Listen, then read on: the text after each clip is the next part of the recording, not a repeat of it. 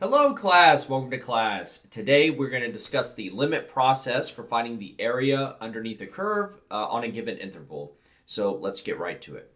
Okay, so as you can see, our question says find the area under this curve. The curve is x squared plus x and it's from 2 to 4. Okay, so what they're asking for is basically the definite integral, but we have not learned how to compute that yet. So that's where the limit process comes into play. And that's what I have here highlighted.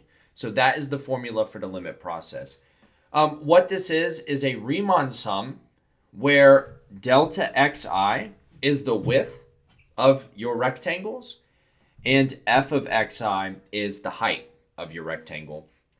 And as you can see, since it's the limit as n goes to infinity, the width of those rectangles is going to 0.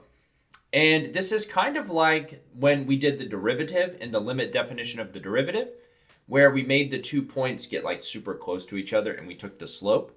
It's the same thing here. Each one of our rectangles is getting like super, super thin to where basically they're like spaghetti noodles or straight lines to where they really don't have a width anymore. But we're still going to add up all of those areas of those little like super, super skinny rectangles. And that doesn't give us an overestimate or an underestimate. It actually gives us the exact area under the curve. So you could think of the limit process for integrals like the limit definition was for the derivative. So once you learn how to compute integrals, you won't really need this anymore. But unfortunately, for now, you're going to have to suffer because this is quite a lot of work. But do not worry. I'll help you through this. And we really only have time for one problem, as you're going to see, is quite a lot of work. But hopefully what I teach you today will help you with all the other ones, okay? It's just going to take a little practice. So let's get started. You can see here that I have everything that you need to know. And on the right, we're going to use that later. So all of this stuff over here, the sum of I and those things, you need to know those formulas because it's going to help when we compute these, okay? So let's get started. First step, this is kind of the order that I like to do this in, makes it a little easier, is we want to find delta xi. And as you can see, I wrote the formula for that. That's just b minus a over n. And this is our a, and that's our b, okay? So very simply, it's 4 minus 2 over n, which of course is just 2 over n, okay? So that's our delta xi. Now we are going to find xi. And xi, as you can see up here, is this formula. So it's a, which our a was 2. So it's 2 plus b over n, or b minus a over n. That was just our delta xi. So we already know that's 2 over n. And then times I. So all of these i's that you see here, these are subscripts. But this I is not a subscript, okay? We're actually multiplying by I here. So I'll put parentheses around that to show that. And the last part that we need before we start actually computing this is we need f of xi. So remember that our f of x was x squared plus x, okay? So now what we do is we're actually going to plug in this for the x's. We're going to plug in this whole thing in for the x's, and that will give us x, or f of x of I. So we end up with 2 plus 2 over ni, quantity squared, right? That's the x squared part, plus 2 plus 2 over ni. And that's f of xi, okay? So I just replaced the x squared with this, and I replaced the x with that as well. And that's why I have that on the bottom there, okay? So take a moment, make sure you understand how I got that. Very important. Okay, now, once you have that, it is just time to plug this in.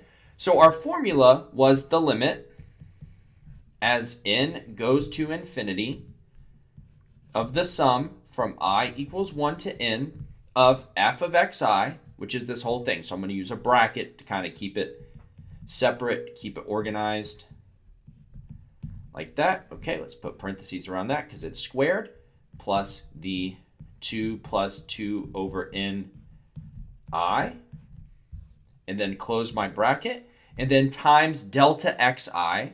Delta xi, remember, was 2 over n.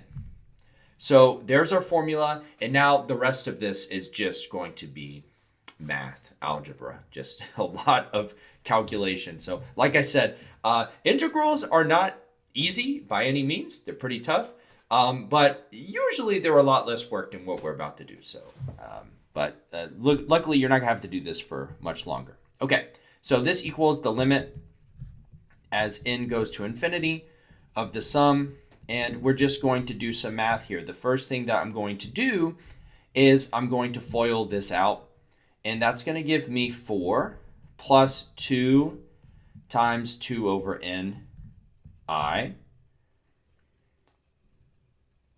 times 2 plus 2 over n I squared plus 2 plus 2 over n I, and then times 2 over n. Okay, so I FOILed that out. I got this, and there we go. Now we're going to continue simplifying. So this is equal to the limit as n goes to infinity of the sum of I equals 1 to n. Okay, so looking here, let's simplify this. We have the 4s that the 4 and the 2 we can combine to make a 6. So let's do that. And then here we have 2 over ni and this. So we can add those together. So this is 4 times 2, that's 8. So that's 8 over ni. And then we can add the 2 over ni as well. And then plus, and let's distribute the square to everything. It also goes to that n, plus 4 over n squared I squared times 2 over n. So a lot of work. I suggest after this, you go back and you try this problem just to make sure that all your algebra is sharp. This is 6 plus 10 over ni plus 4 over n squared I squared times 2 over n. Now we're going to distribute that 2 over n. Very easy to make a mistake here. So this becomes 12 over n plus 20 over n squared I plus 8 over n cubed I squared after I distribute that 2 over n. Okay, so that was the simplification process. Now we're going to get to actually computing this sum. So we can split this up. I can write this as the limit. I'm going to kind of let the limit hang out here, and I'm going to do each one of these individually. So I can split this up like so, as 12 over n plus the sum here of this guy plus the sum of this guy, like that. And the first one, because there's no I in it, this just becomes, right here, this one just becomes 12 over n times n, okay, because there's no I. The next one, we can factor out the 20 over n squared, and then we have I1 to n of I, and then here we can take out the 8 over n cubed, I equals 1, n of I squared. And now this is where we need to know these things up here, okay? So the sum of I, the sum of I squared. We don't need I cubed for this one, but you might on some problems, okay? And let's continue. So we have this is equal to the limit. Always carry your limit through because we need it at the very end. So this is equal to, okay, 12 times n divided by n is just 12. Plus 20 over n squared times the sum of I. So the sum of I from our formula above is n times n plus 1 over 2. Plus 8 over n cubed times the sum of I squared, which is n times 2n plus 1 times n plus 1 over 6. Okay, now we're getting somewhere. If you have practiced this enough, like practicing taking the limit of these sums, you might be able to do the rest of this in your head. I am going to show you all the work for it though, okay? So don't worry if you don't know how to do these in your head, but hopefully after you've done enough of this, you can kind of see the pattern of what happens here. So I'm going to group the 20 and the 2 like this, and then I'm going to distribute that becomes n squared plus n, right? I just distribute the n here, divided by n squared, so I group those together. And then over here, this is 8 over 6, and then I'm going to go ahead and I did this off to the side, and this ends up being 2n cubed plus 2n, or plus 3n squared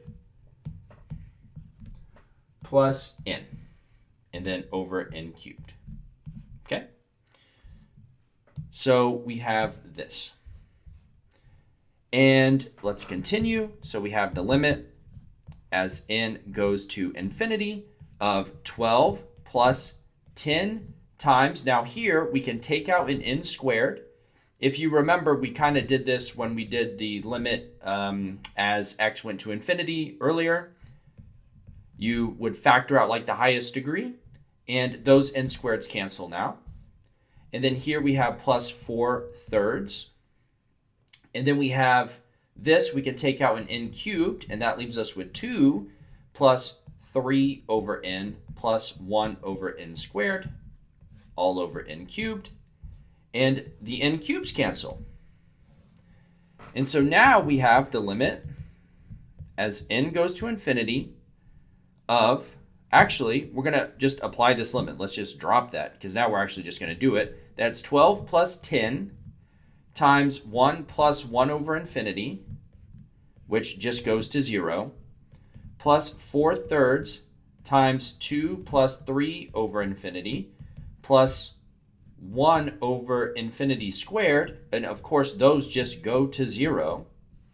And that leaves us with 12 plus 10 plus 8/3. And that is equal to 22 plus 8 over 3, which is equal to 66/3 plus 8 over 3, which is equal to 74 over 3. Okay, so that's a lot of work. As you can see, we zoom out there, all the work that we did for that one. Like I said, it will be less work when you learn how to compute these integrals, just like it was for the derivative. Now, I'm going to show you a quick way that you could check this on your calculator, all right? So what you need, if you have your TI-84, what you're going to do is you're going to go to Math. And then you're going to go to number 9, which is fn int. Okay, that's the integral. So we go to Math, we go to fn int, which is number 9, and then you're going to see these things here. You're going to have a box here. You're going to have a box here. Because what we just did was we did the long way of computing an integral. And then you have d in another box. Okay, so what you're going to put in these boxes, you're going to put your lower bound, which was 2, your upper bound, which is 4, and then you're going to put your function, which was x squared plus x. And then here you put an x. And when you put that in your calculator, you get 74 over 3, which is what we said we would get there. Okay? So always important when you're doing your homework, you want to check your work. Okay? You can go through this and you can do it all and it can look nice, but if you don't get the right answer, you're building bad habits. Okay? So make sure that you check your work. And this is one way that you can do it with these problems. Just plug it into your calculator. If you guys have any questions, please leave them in the comments below. Thank you so much for watching, and I'll see you next time.